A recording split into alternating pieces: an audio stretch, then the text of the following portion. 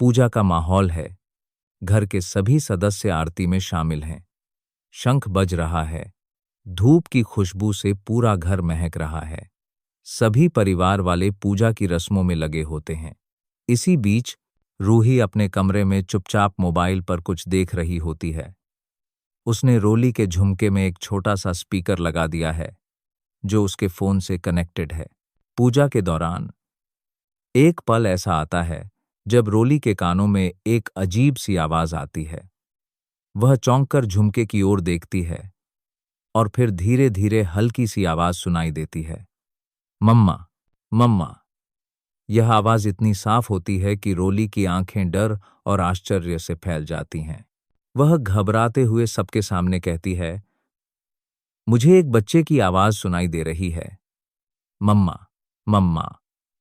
सभी परिवार वाले पहले तो चौंकते हैं, फिर यह मानने लगते हैं कि यह संकेत है कि वह मां बनने वाली है। दादी खुशी से कहती हैं, देखा देखो सब, तेरा बच्चा तुझे पुकार रहा है। यह मां बनने का पहला संकेत है। लेकिन तभी रोली के चेहरे का रंग उड़ जाता है। उसका डर और बढ़ जाता है। उसकी घबराहट और बढ़ती है और वह बेकाबू हो जाती है। वह जोर से कहती है, नहीं, यह सब गलत है। मैं तो मां बनने ही नहीं वाली हूं। अब पूरा हॉल सन्नाटे में डूब जाता है। हर कोई अवाक है। नाहर और दादी दोनों हैरान रह जाते हैं। नाहर, जो पहले ही गहरे तनाव में था, अब गुस्से से भर जाता है। वह गुस्से में उठकर कहता है, तुमने यह सब क्या किया है रोली? तुमने सबको झूठा क्यों समझा? उसकी आवाज गुस्से में कांप रही होती है। दादी भी गुस्से से कहती हैं, तुम ये क्या कर रही हो रोली? घर में सबको मूर्ख बना रही हो। यह क्या मजाक है? लेकिन सबके सामने रोली खुद को सही साबित करने की कोशिश करती है। यह रिपोर्ट गलत है, यह सब झूठ है। वह बड़बड़ाते हुए कहती है कि उसे किसी तरह का बच्चा नहीं है। रूही, जो पहले से ही साजिश में व्यस्त थी, अब मुस्कुराती हुई सबके सामने आती है। वह कहती है, सच तो यह है कि रोली ने यह सब दिखावा किया है ताकि उसे सहानुभूति मिल सके। अब इसे छुपाना मुश्किल होगा।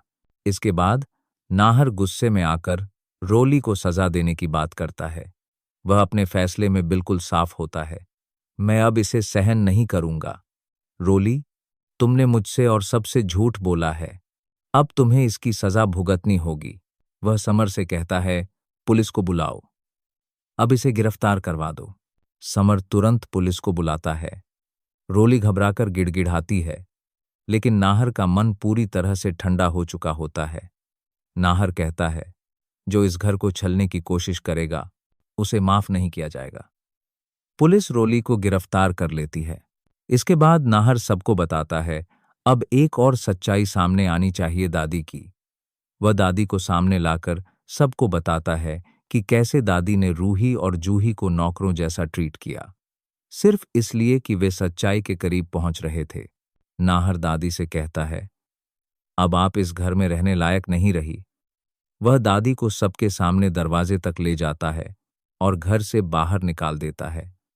पूरा परिवार चुपचाप खड़ा रहता है। न किसी में कुछ कहने की हिम्मत होती है, क्योंकि अब नाहर ने अपने फैसले में पूरा यकीन जताया होता है।